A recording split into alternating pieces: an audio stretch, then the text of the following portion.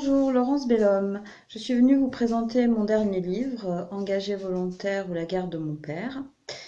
Et je vais répondre à quelques questions que l'on m'a suggérées pour vous en dire un peu plus sur le livre.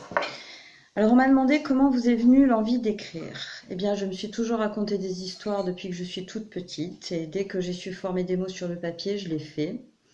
Jusqu'à nos jours où c'est devenu un manuscrit et ça a été publié sous forme de roman. Ensuite, on m'a demandé combien de temps vous a pris l'écriture de ce roman. En général, ce roman, qui est mon 7e roman, puisque j'ai écrit une série jeunesse de 5 livres, Les Enquêtes d'Abigail Stern, ce roman, comme les autres, m'a pris environ une année d'écriture entre le moment où j'ai l'idée de créer un roman et le moment où j'envoie le manuscrit à l'éditeur. Qu'est-ce qui vous a poussé à écrire un livre? Enfin, ce livre en particulier.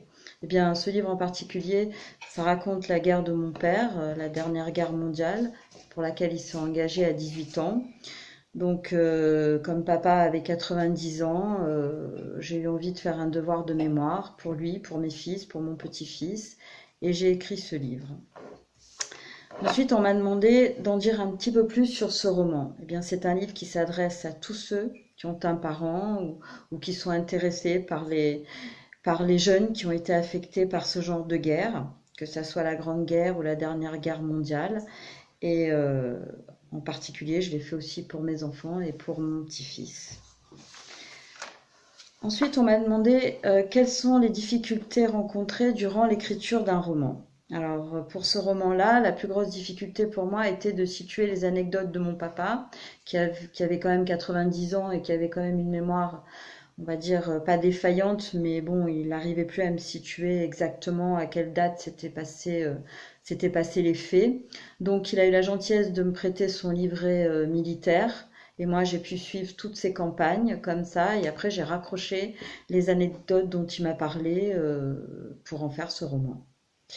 Voilà, il y avait aussi une difficulté par rapport au matériel militaire et par rapport aux titres militaires. Moi, je connais pas du tout les titres de l'armée. Je savais pas ce qu'était un maréchal des logis. Bon, je savais un général, un colonel, plus ou moins. Mais voilà, j'ai dû me renseigner sur toutes ces choses, sur l'armement de l'époque aussi.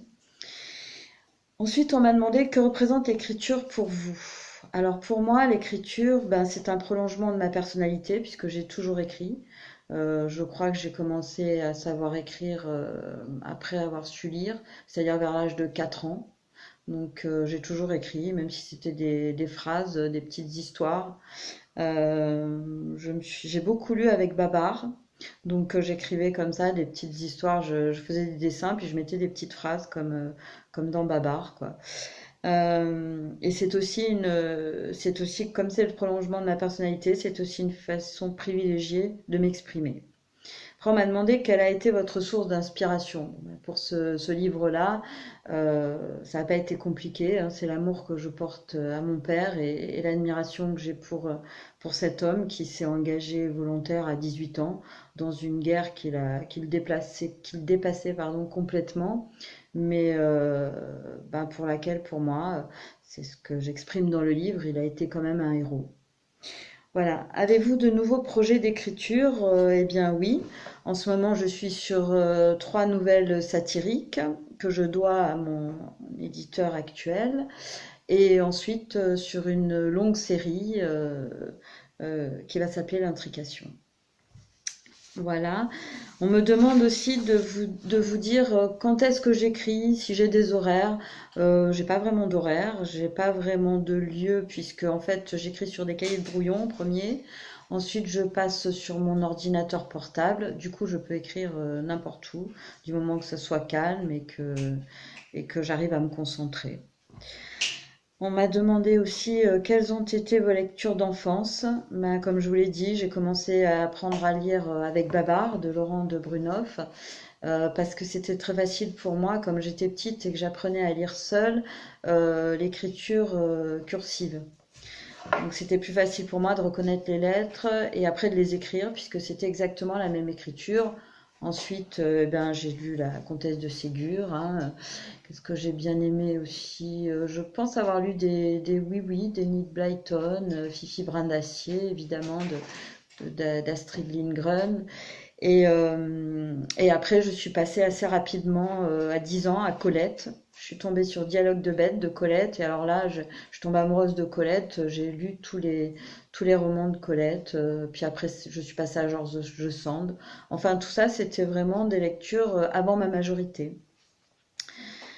Ensuite, on m'a demandé de vous dire quels sont vos coups de cœur littéraires. Alors, mon dernier coup de cœur littéraire, bah, ça a été vraiment un livre qui m'a marqué. C'était le premier livre d'un auteur, Olivier Bourdeau, et c'était En attendant Bojangles. J'ai adoré ce livre qui maintenant est en pièces et tout. Je pense que pour un premier coup, Olivier Bourdeau a fait un coup de maître. C'est un livre, voilà, il faut se laisser emporter. Après, j'adore évidemment L'Alchimiste de Paulo Coelho, qui m'inspire beaucoup d'ailleurs pour ma nouvelle série. Et comme livre fétiche, je voulais conseiller à tout le monde un livre que j'ai écouté, parce que j'écoute aussi beaucoup de livres, parce que je fatigue vite en les lisant. Donc en fait, je fais la cuisine, je fais plein de trucs en écoutant des livres. Et j'ai adoré Le chat du Dalai Lama, qui est en poche et qui est de David Miché, je crois, Michi ou Miché, enfin je sais pas, en tout cas on tape le chat du Dalai Lama et on le trouve facilement, et c'est un livre admirable.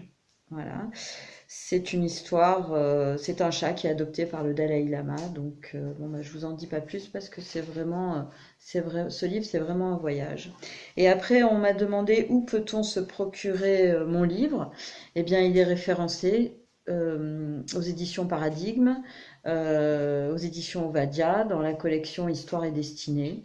Donc il peut se commander dans n'importe quelle librairie, sur Amazon. Et je fais encore quelques festivals du livre, mais j'essaye de les limiter parce que si on fait trop de festivals, on n'a plus le temps d'écrire. Et, euh, et ce qui compte pour un auteur, eh bien, c'est d'écrire et éventuellement d'être lu si c'est possible. Voilà, je vous remercie de m'avoir écouté. Je vous encourage à lire Engagé volontaire ou La gare de mon père.